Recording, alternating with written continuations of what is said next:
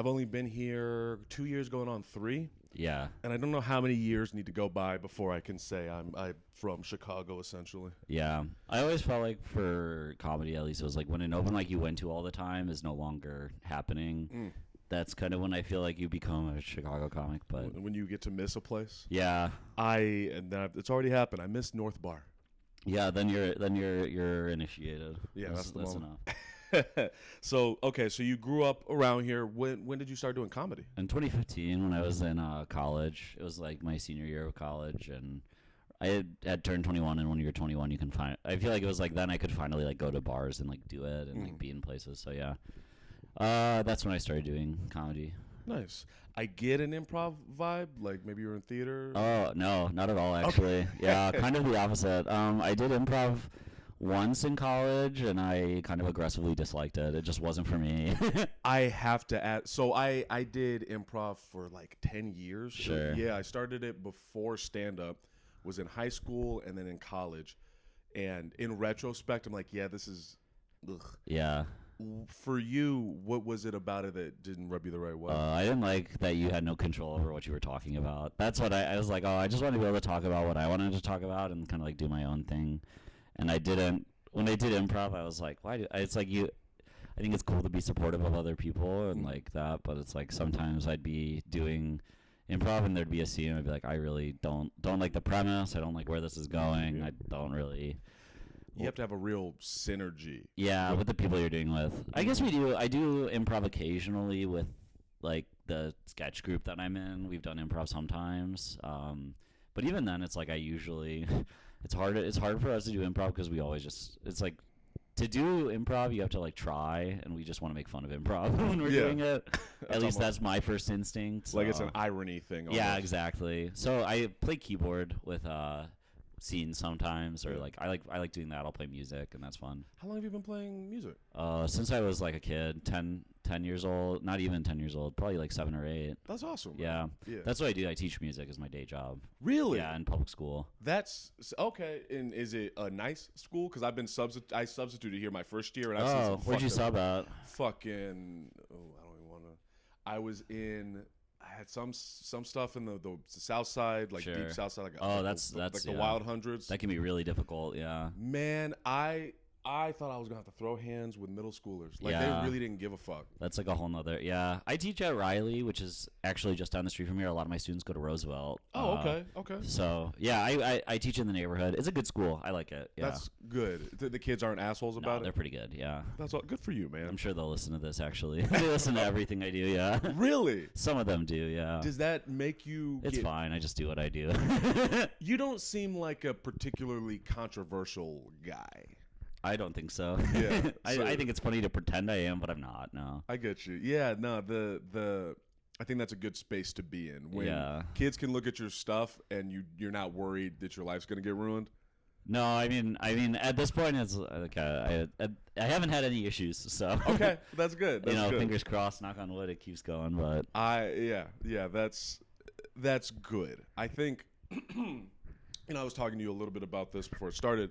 Like me starting this podcast was just this way to get to know people because I've come to realize like socially I'm just not. I think I come off rude or I come off. Me too. Where have you heard that for yourself? Oh yeah, I've been told I'm clinically rude. Really? Yeah, just like I just like don't I like don't have.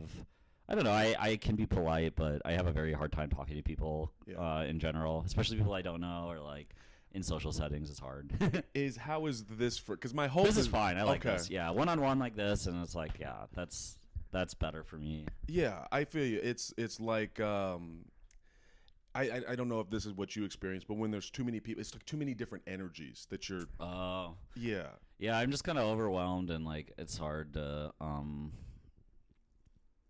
I think it's just like it's too many things to manage. I feel like when there's a lot of people around, that's difficult. And like I just like any kind of social interaction, generally speaking. I mean, like one-on-one is that doesn't really do it, but like when I'm around a lot of people, it just drains me. Not even because like I feel like I have to be on or whatever. It's just like it just like takes for me. So no, I feel you. Yeah. So it sounds like you've always been kind of an art person. Yeah, I've always liked it. Yeah, music, and then comedy. Yeah, it's just I also wasn't very athletic as a kid, and I think if you're not athletic, like, oh, you were not athletic? not at all. No, I play sports a lot now, but what do you play? I play soccer. There's like a bunch of comics. We play rec league together, and then we played basketball yesterday too. So, Okay. but it's like, now that I run a lot and I'm like fit, so I can enjoy it more now. Like, but as a kid, I was not coordinated at all. Still struggle with it. But when you were a kid, did your parents want to get you into sports, or yeah. okay? I was old for my age, so it was like baseball first, and so I tried everything, but nothing really stuck. And then I found music, and music was good. And they were okay with that? Yeah, I think they just kind of wanted me to have an activity, and my dad grew up doing sports, and I think that was kind of what they were familiar with. So I was like, that was kind of the. Is your dad like a Mr. Macho 80s? No, my dad's an accountant. Yeah, okay. My dad's very similar to me in kind of like disposition. So. What about your mom? Is she like the opposite? Is there a No, not really. I mean, they both have like, I don't know. They're both like, when they're around people, they're both very kind of like buttoned up, but they do definitely have. I don't know. Whenever I'm at home, it's like everyone is just kind of like very comfortable, I guess, with around each other. No one in my family like puts on. I don't feel like people in my family kind of put on airs, and I think that's kind of where it's like, well, maybe people think I'm rude sometimes because I just don't want to. I don't want to like. I just like don't believe in being. I mean, I don't believe in being mean to people, but I also don't believe in being fake. Like, I don't like putting, like, some people, they're like really, really aggressively friendly, and that's just not how I am. It's like I attribute it to like going to a church and everyone's weirdly nice. Like there's almost like a Stepford's Wives creepiness. Yeah, I know exactly what you mean. Yeah, and my family was also like blunt. Yeah, they're really blunt and didn't know how to what's the word? There's just no nuance to how they would speak. Sure. Like my mom would tell me like if I didn't pass shit, I would go to jail and get raped and stuff. Like she would say some crazy shit. And now I have this trouble where I don't want to be fake when I'm in public, but I also don't know how to turn the knob in a way that's socially reasonable. Yeah. So like sometimes I'll just say some outlandish stuff because I don't know, I just don't have control over it in the same way. But yeah, either way, I get you on the art, man. So you started with music and you realized that kind of fit you. Yeah, I mean, I don't know. I think it was just, like, kind of just an activity in the suburbs. It's like everyone kind of, at least, I don't know how it is for kids now, but then at least I felt like it was like everyone you had to like have a thing that you did, especially if you were going to go to college, because it's like that was how you got on applications or whatever. So I did music, and I just kind of like followed that track. And then when I got to college, I was studying music, and I was like, oh, I did not feel creative doing music. And like, I think I always had like a creative impulse in me. Like I wanted to do something creative, but I could never find a thing that really felt natural. And then I started doing stand-up, and that like pretty immediately I was like, oh, this feels like I feel creative doing this. And that's what I had always missed from music. Like I was good at it, but I never felt creative because I was always playing other people's music. And then when I started doing comedy, I was like, oh, I have something that is fully kind of my own thing, and that's what I liked about it, and still what I really like about it. Okay, so when you say creative, I'll put this in my own words, just tell me if I'm right or wrong here. Creativity for you kind of comes from the individual, having that sense of control over what you're putting out? Yeah, I think it's more like just like the I think originality is probably like the thing that's most important to me now, and like playing like... Yeah, I do think music is art and musicians are artists, but there's a very big difference between like playing music that someone else wrote, like classical music, I guess, and then like playing your own music or writing your own music, compose, like all that. That is like two different things to me, and like there is a relationship between them, but comedy is like, okay, stand up specifically, it's like you're the soul. I mean, like, you could say, like, people will give you ideas or notes and stuff, and that's helpful, but ultimately it's like you make all the choices, and I like that. Yeah, and from what I've seen of your stand-up, you're like a non sequitur. It's very... Yeah.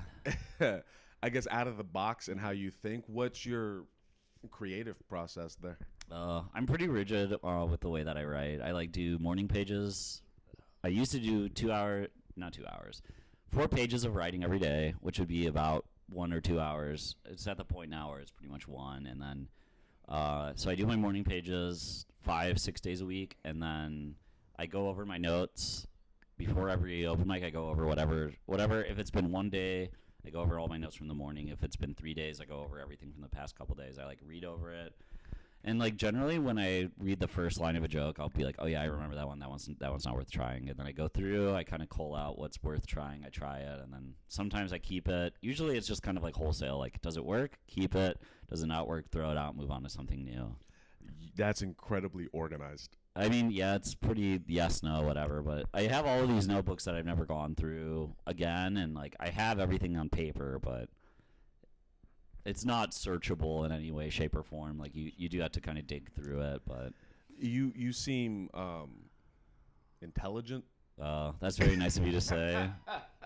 You seem like you probably. I mean, I'm making guesses here, but probably did well in school. I did well in school. Yeah, I was just good at following directions. I think. I don't think it's really anything other than that. It's funny, like creatives and the way they approach like school in particular is always interesting to me.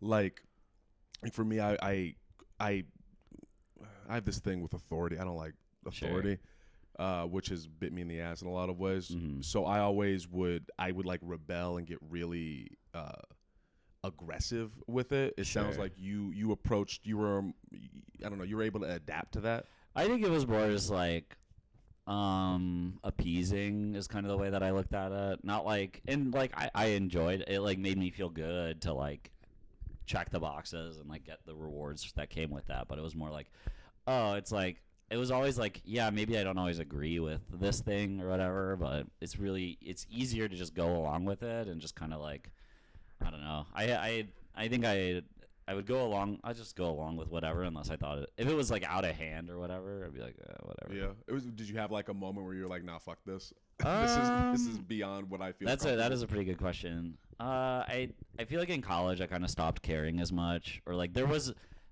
a point. Maybe it was like after I finished college where I was like, just like, oh, I can't keep doing this and just keep working this hard to like just kind of like please other people, and then kind of reorganizing and being like, okay, well, what works for me, and balancing things out. And I don't know, eventually I figured out, oh, you can kind of cut corners. It was when I first started high school, I thought I had to get like 100% on everything, and then I realized, oh, a 90% is still an A, and like the difference between 90 and 100, that 10% is like, oh, that gave me so much space, and then over time I've been able to chill out a lot more.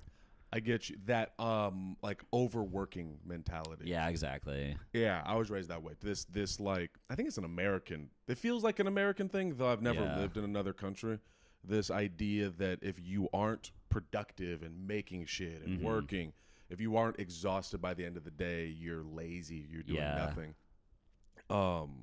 So during college, at some point, you were like disenchanted with it. Yeah, I think it was just kind of like I had been like really, really achieving everything. And like, I think then I just decided, oh, I want to do comedy. I like comedy, and I'll try to achieve at that. And like, then I realized, oh, I think the other thing is like you start doing comedy, and I'm like, oh, I thought it would be like, oh, you do this. It was like a clear ladder or whatever that you go up. And it's like, no, you just kind of do it and hope for the best. And the more that I've just kind of embraced that, the happier I've been, and the more successful, quote unquote successful, or like even like fulfilled artistically I've been, is the less I focus more on like extrinsic reward, and the more I focus more on like, oh, am I enjoying what I'm doing? Am I pleased by what I'm doing? Then I've infinitely enjoyed doing comedy more. Or like I also used to like do 2-3 open mics a night, which you can't really do anymore, or you can, but it's way different now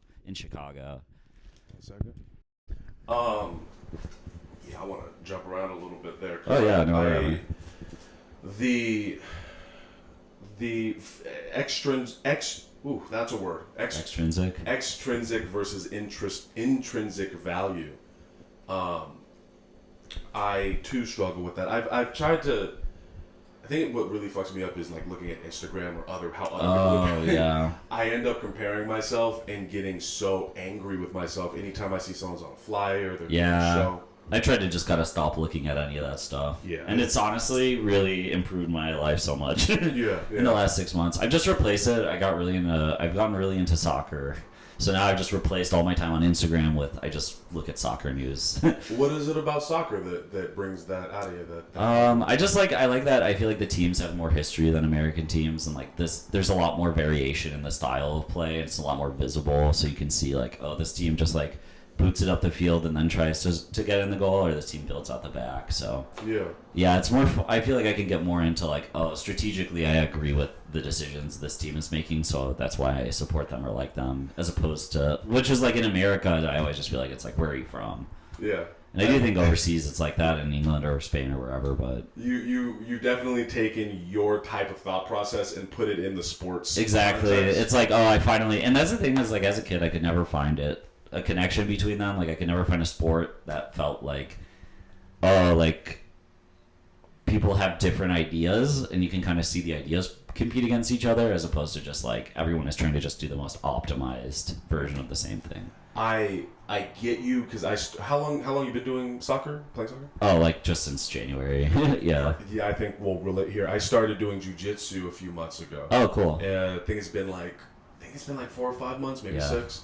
And I get you. Like, I'm not looking at it as a sport. I'm looking at it as an art. Yeah. And seeing like the different approaches to how people handle different body weights and techniques.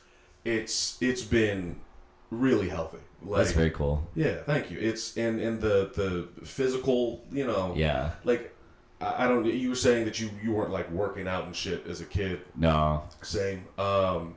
And that physical release. Yeah. Has been really helpful, and I have fucking anger issues, and so sure. then it all balances out. Yeah, to be in a space where you get to fight without killing somebody, and you're humbled on a daily basis. Sure. Has been really good. Yeah, it's just good to be active. I think it's good to move around and do stuff. Okay, so you were saying back in the day you would hit like 3 mics. 2 or 3 a night, yeah. And you can't do that anymore? No, I don't think so. I mean, you could. It just would require a car. Like, it used to be... Uber Pool used to be really cheap. Yeah. There used to be a million mics on Clark that were really close to each other. Or no, yeah, on Clark. And then, yeah, it was just a lot easier. And when you could pay $2 for an Uber Pool and just, like... It was like a no-brainer. It was like $2 to $5. Sometimes an Uber Pool would be the same price as a bus fare, basically. That's crazy. Yeah. Okay. I want to break down the history here, because I've only been here since 2021. Sure. So you started in 2015. Yeah, that was in Champaign, Illinois, and then I moved here in 2017. Okay, so you started comedy in Chicago in 2017. Yeah. It sounds like there was a lot of open mics. Yeah, there was like a big mic every week, or every night of the week, I would say. And what happened? COVID is really what did it, yeah. So everything was running really well, and then COVID fucked everything up. Yeah, I mean, it wasn't, I wouldn't say everything was running well, but it was like everything, it was like, I don't know, it was just like, it was a lot easier to do more open mics, because now there's like one good open mic a night. Mm-hmm. Then there were like, there were two at least that were decent, and then underneath, like, it was like that tier, and then there would be like 3 or 4 that were like, they're probably not going to be great, but you could do 2 spots plus one good one. Okay. So you could kind of like, just then it was like, I could do 3 sets in 4 hours. I may as well. So I fucked up on the time I moved here then, it sounds like. Not really, because a lot of it was just like, hanging out. Yeah, I don't know. I used to do at least 10 mics a week. Maybe 12, 13, 14 if I could. Now I do like 3 or 4, and I am improving at the same rate, you know. I don't think that doing a stand-up set in front of a room of empty people doesn't really do anything, so. Yeah, I get you. Or like then you may as well just do it to yourself in your mirror, which you could do anytime, so. Right. Have you been in New York? Yeah, I visited pre-COVID. I haven't visited since. It was really cool, though. Was it as crazy as people describe? I haven't been yet. Yeah, I think it was. I also feel like it was that was like So it was like in Chicago you could do 2 or 3. Then in New York you could do 5. Like there were way more. And, Yeah. But everything's a bucket there, and they kind of like rig it, so you have to kind of know people or like. And you gotta pay. I hear that's something. Some of them, yeah. When I went, there were lots of free mics, but I think now in Manhattan at least, you usually have to pay to do an open mic. And Manhattan's like the rich area. Yeah, Manhattan is like the main. That's where all the clubs are all there, pretty much. Yeah. Yeah. Okay. And then you were talking about like a lot of that was just hanging out with people. Yeah, you just kind of. I mean, it was like you would be around and meet people that way, but I don't think I really started hanging out. I only hung out with people a little bit outside of comedy then, but part of that was because there was so much comedy going on that like you didn't have to find. There was no reason for you to hang out with people unless you really wanted to hang out with them, because you could always just go and do an open mic. Right. So. Do you feel like you found your crew? Yeah, I mean, it definitely didn't happen overnight. Like for 6 months, no one talked to me, and then I hung out with people, and then, but yeah, eventually, found people who I kind of like had a similar. I feel like had a similar ideas to me about comedy, and then that kind of really helped me. Yeah, that's been something I've learned through doing this podcast and talking to all these people and being here for a few years now. Is like it feels so obvious, but not everyone needs to be your friend. You don't need to try to hang out. You don't need to be friends with everybody. You kind of find your pocket of people that vibe with you and just kind of go from there. Mm-hmm. And I found it. I think I'm finding it recently in the past year. Yeah. I'm feeling like, okay, these are my people. Yeah.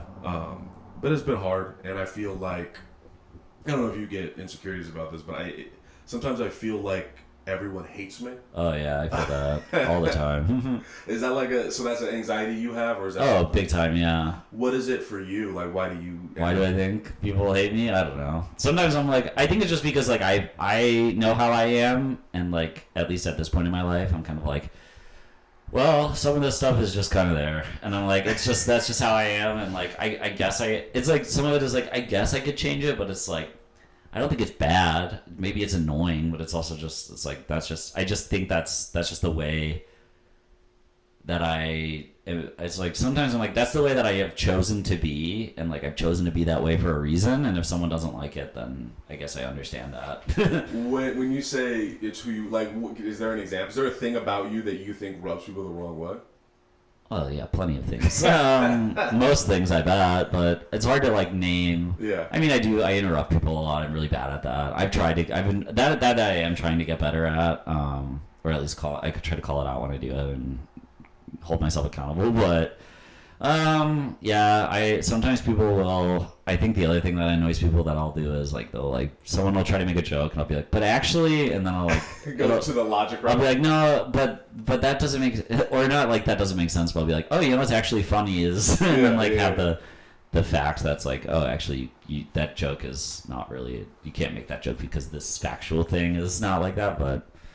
But people used to do that to me all the time, and I think I kind of adopted it as a defense mechanism. I don't know. I get you. So, for me, it's I'm way too emotional. Like, my emotions drive fucking everything, and so I'll take things personally that are not meant to be taken personally. Oh, sure. Or I'll get hyper competitive, like I just want to beat everybody, and it's like it becomes. It just gets out of control. And it's super unlikable to be around. So I'm figuring it out. But what are you gonna do? Mm-hmm. All right, hold on a second. Go. And then you have.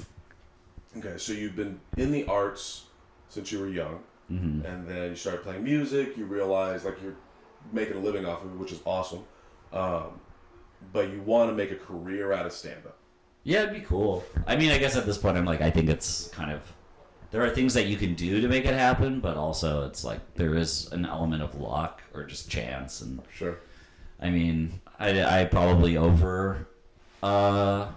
probably like think about that part too much, or like put too much to be like, oh, whatever, I can't control it. But yeah, I mean, that's kind of, I guess, the goal. What's the ideal Like, what do you picture realistically? The dream. What does it look like? Like, if you were I want to like work part time and then do stand up. That's like really what it is. Like, I'd love to work 2 or 3 days a week, part time teaching, and then be able to like go on the road for weekends or do shows when I want. It's a very reasonable. Yeah. Yeah. At this point, it's like I just want to be able to do stand up as much as I want, and that's kind of it. Doesn't nothing. There's nothing extrinsic. I guess that is extrinsic, I guess, but there's nothing about like money really in my dreams about it anymore. It's just like I would love to be able to headline when I want to go places and do 30-40 minute sets, 20-minute sets, just being able to do more stand up. That's such a chill mindset to have about it that I don't see with a lot of comics. I think it's just like I feel like if you don't enjoy doing stand up, then like what's the point? Right. So I mean, like there's been when I ask comics this question, there's like an intensity, like, okay, I need to get to this, and this. Oh yeah. And you sound very like the dude. Oh like, sure. It is what it is, man. I mean, that's how I feel about it now. At one point, I probably was more intense, but I don't know. Eventually, you're like, this is driving me insane. Yeah. When were you more intense about it, and like what happened? I mean, like I feel like it was maybe like a year and a half ago, and I just kind of was like.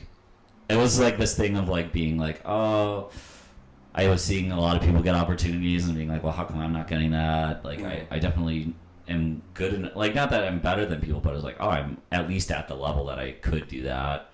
And then I did put together, like, I recorded something, like, put together an album on my own, like, self-produced it, and just like doing that and like basically just like giving myself that opportunity doing it, and like.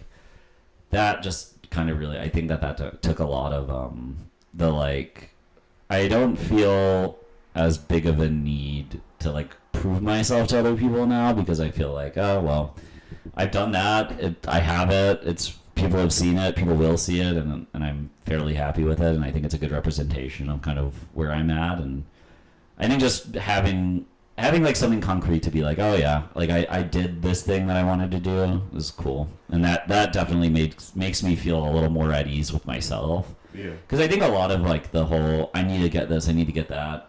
I think that's more like your own insecurity than it is like anything else. I have a lot of those. I still feel that. Like I've seen you in certain rooms and spaces. I've been trying to like jump across all of the scenes in Chicago. Oh, sure, yeah. And there is a hell of a different energy in different rooms. Mm-hmm. That competitive thing that's just in me.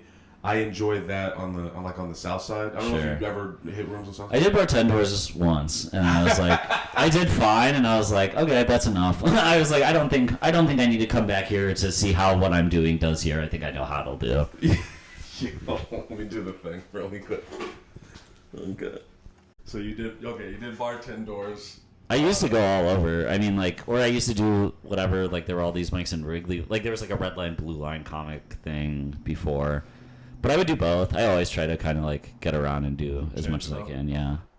I'm so curious. How long ago did you do bartenders? That was like 2 or 3 years. That was at least 3 years ago. Okay, so 4 years ago maybe. Pre-COVID. 2018, 2019. Yeah. I hear it was pretty poppin'. Yeah, it was great. It was like very. I mean, yeah, it was a good room for sure. Oof, yeah, it's.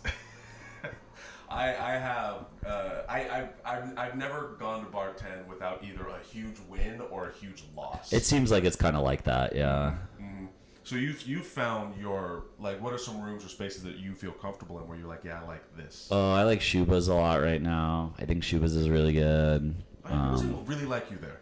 Yeah, well, that's also why I like it. Cole's is pretty good. I like the Lodge. Those are like the 3 main places I go. Okay. You've heard the term alt comic? Yeah. What is that? Okay, would you describe yourself as that? Have you? I would. I don't know. I think it depends on how you frame it or whatever, but I think so. I think just alternative art is just like it's like I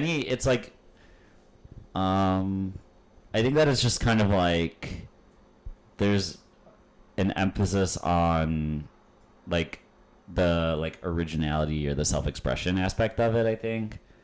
So I guess like alternative being in contrast to like what is mainstream. Mm-hmm. So yes, in that sense, I think so. And then, but in the sense of like, do I do like really, really weird and crazy stuff? I don't think I'm that. I don't think I'm that weird and that crazy. But I also like, I don't know. I don't really do characters and stuff. Yeah. So, but I also don't think that that's like really a distinction. It seems like your ideas are the weirder things, but the presentation of them aren't whack. It's not you're wearing a big top hat. No, that exactly. Yeah, it's like I think that if you're gonna, I think it's like within. I think if you're going to be really weird and crazy, it's almost good to have a simplified, like an accessible, like it's almost good to have less things if you're going to be really weird, like at least like intellectually, because otherwise it's just like people, I think, turn off. It's too much. But okay, so you would identify as kind of alty. Is that something that you like? Do you like being in that realm? Yeah, I do. I think it's kind of like anyone who looks down on it is like, what do you? It's like anyone who does anything or accomplishes anything in art is like they're always like it's like you can't be on the back side of whatever. It's like it's way better to be, I think, too forward thinking, which I do think like alternative comedy is like, okay, well, it's like I don't know. Too forward thinking, like progressively politically, or no, just like artistic, like just like it's different, right? Because it's like if you're not doing anything different, like it's like art doesn't ever really move backward. Interesting. It moves forwards, I think, because it's like even now it's like I guess like the Renaissance, you have like a return to classical, but since then everything has been like more and more, everything is getting more and more abstract. Visually, musically, all art gets more and more abstract as it goes on. It's also feeling very meta. Like almost I do think that that's part of it, like yeah. Hyper self-aware that it is art and calling it out that it's art and calling out that art is calling out art, and it's becoming strange. Yeah. Well, I guess at that point it can kind of be like when it's just like that, but I think that it's more like the like being meta or being ironic. Sure. I think is more like it's like a flavor. Yeah. And it's like, so yeah, it could be too much, absolutely, but... So your emphasis, because you brought this up a few times about creativity in being different, unique, coming at things from a new angle. Yeah. That's funny. That's, okay. I'm about to, it's so funny, I'm about to compare you to a comic that I don't think you'd expect. Oh, yeah. You don't sound excited about it. Oh, no, I'm curious. So I had Jason Melton on. Oh, I love Jason. I think he's really funny. Yeah. He like lives and seems to. And I don't know if he's trolling me or not. I can never tell. But if I'm to take him at face value, he seems to live and die by what do I think is different. Yeah. What is the opposite of mainstream. Mm-hmm. And you guys have very different energy. Yeah. About you. But I find it interesting that you both have that through line. Yeah, that is definitely one of the things I kind of like about his comedy is like there's not anyone else who's like him. Yeah. and that's like I think that's a great compliment. Yeah.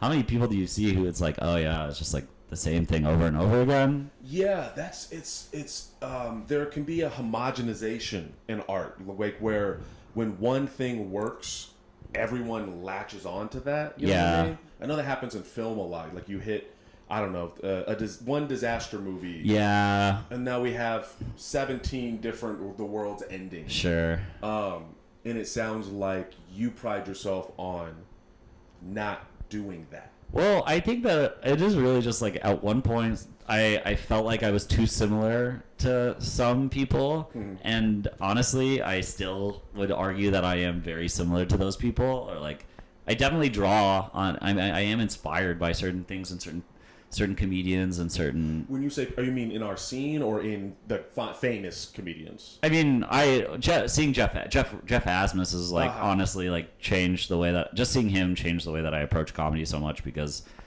I saw him and I was like, oh, you can talk about like those. He was like the first person I saw who like did and talked about like religion and politics and stuff in a way that I was like, wow, that's really funny and it's really like. It feels like it really resonated with me, and so then I kind of started trying to be more in that vein, and then over time I feel like I've learned, and then it's like, okay, well, I know that I like that type of like, I like that idea, and then I was like, well, how do I kind of do my version of it, and how do I like, and then then it became more like, well, have I ever seen someone do anything like this? Have I ever seen someone make a joke like this? And if the answer is no, then it's like, okay, good. Like, that's I guess that's like I just am like, for a while I was really, really obsessed with like, I would Google a joke and be like, is this stolen at all? Is this like anything else? Mm-hmm. And eventually I just stopped because I was driving myself crazy. And, I mean, and then idea's original. Yeah, and then you kind of come back around, and then once you're like, okay, well, no ideas are original, but like you give yourself the space to kind of be like, okay. But anyway, I guess my point is like, I don't like ideally, if you're going to be compared to somebody, you want it to be someone you like. But it's even better if someone's like, well, I can't even really compare you to anybody because you're so different. Right. So Jeff Asmus, he's been brought up actually a few times, and I'm sure, yeah. And I've seen him crush. I remember bombing, and then he went after me, and then I felt bad for myself. Yeah. And, but I haven't seen him enough. What is it about his style that resonated? Because he gets brought up so much. Yeah. I think he is incredibly original. Like he really. There's just. It's like it's really hard to be like, oh, he is like this person. Like he's very much like kind of, I feel like he did his own thing and like did it in a way that was really confident and like it is really funny. And just like he would be, I don't know. It's like I had never seen stand up like that, and I'd always wanted to see stand up like that. And then once I saw it, I was like, oh, that's so cool that you can do that. And then it kind of. I got inspired, and then I started trying to like branch out and like I feel like he doesn't really talk about himself. That I think a lot of stand up is like very, very first person. Like I did this, I did that, my dad this, my mom that, my family this, and that is interesting and it can be really interesting. But like he had bits where he would like read from the Bible or like read from all these books. Like he would bring all these books on stage and read them and like. And still make that funny somehow. Yeah, make it really funny, and like it was always like the first person thing was like it was always his point of view was really unique, and he would talk about all this stuff, and so now it's like okay, I think it is like he is interested in these things, like he's really interested in religion or whatever, and then but because it's like his take on it is what's interesting, rather than like any anecdotes or whatever. I think, but. Next time I'm at Shuba's, I'm going to pay very close attention to your comedy. Yeah, well... having, not in a bad way. Oh, no. Like having more context about you, because we've never talked. Yeah, no, not like this, no. not but it's nice, too. Yeah. It's... I mean, this is what I was saying earlier about, like, you go out to these open mics and these shows, and it's like, there's no room to just sit with a person. Sure, kind of get to know them. But... I get you on being something different, being original. I've been, I guess personally, I've been drifting back and forth between how I feel about my own style. Is it original? I don't know. I feel like it's different. I have a question for you. Oh, sure. Yeah, I guess it'll be fun. Please don't hold back. Oh, no. When you see a comic sit on the stool, how does it make you feel? I think it can be funny.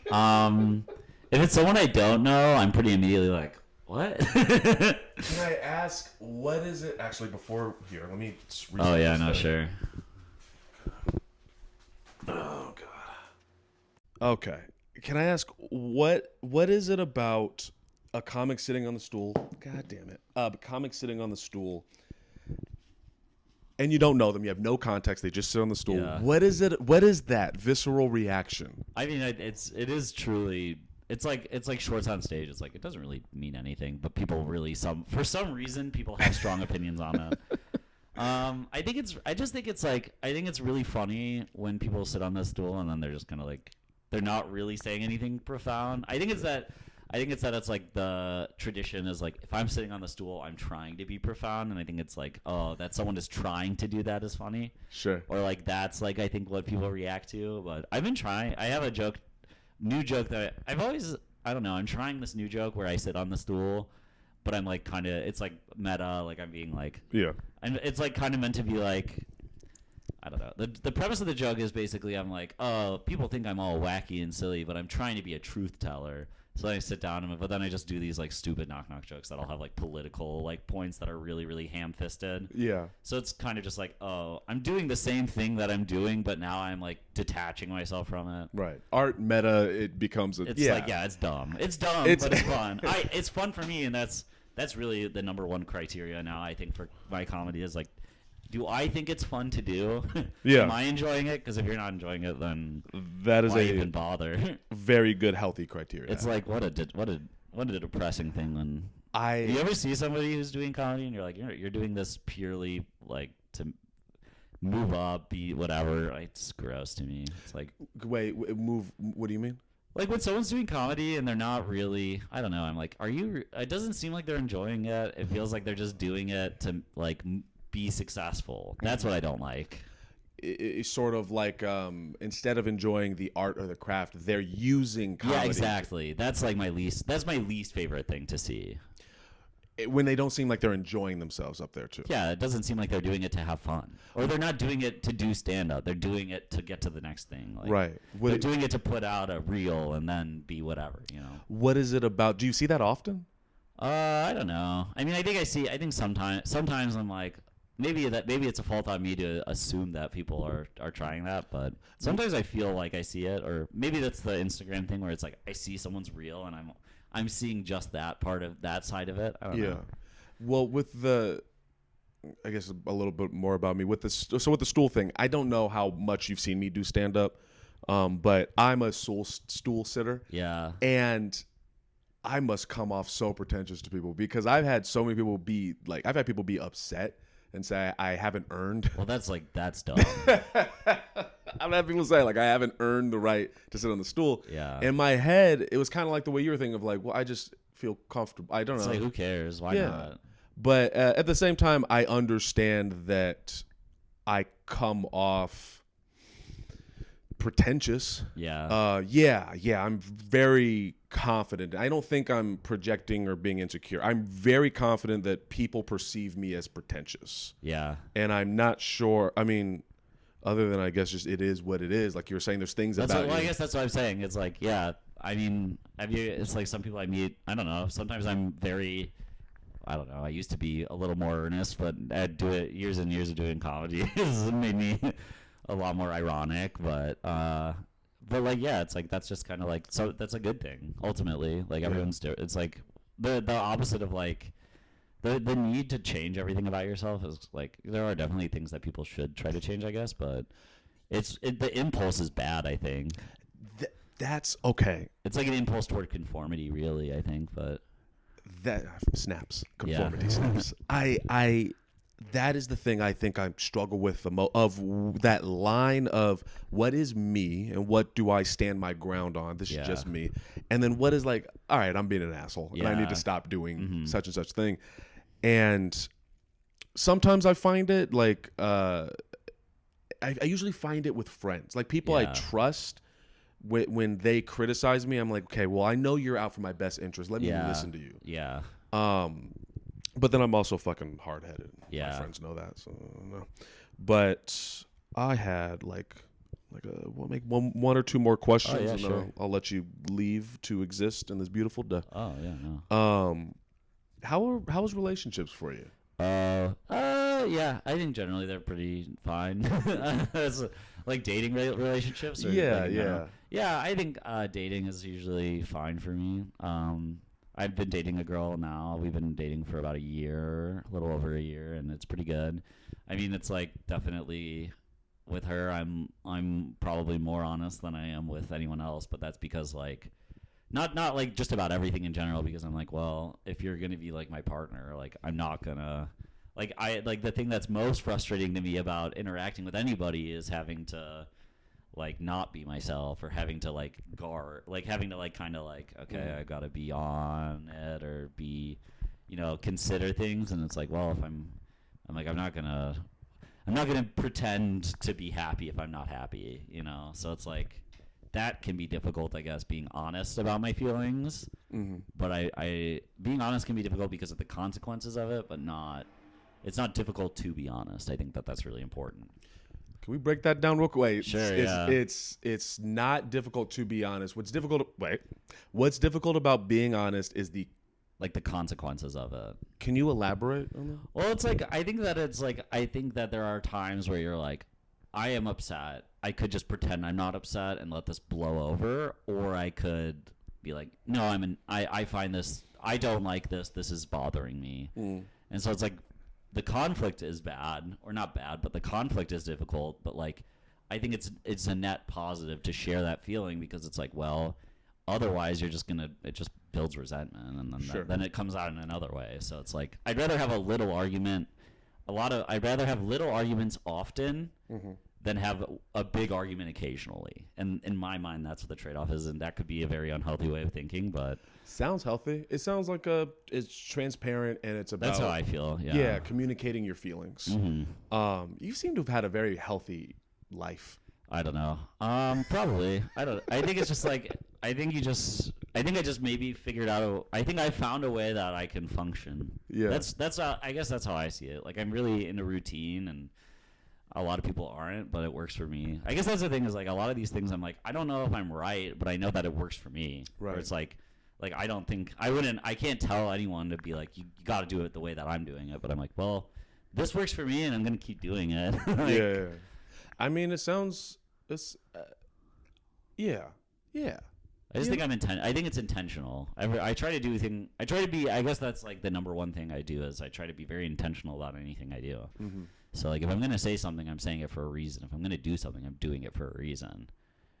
I think all of that makes sense. And you just seem even keel.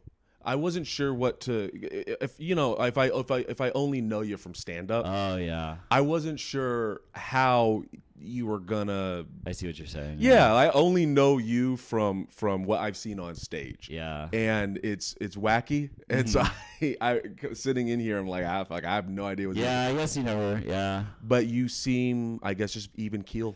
I think that, but I think that part of that is like, I kind of like, I definitely have a lot of like, I mean, when I'm just talking, like, this is, I guess it's also like rare that I'm just like talking and being kind of like fully regular. This does not happen that often with me and anybody, really. So I'll take this as an honor. It's nice, yeah. But usually, if I'm like hanging out with people, it's like, oh, I'm pitching jokes, or like, I just am like, that's my sense of humor, is like that. But like, I do think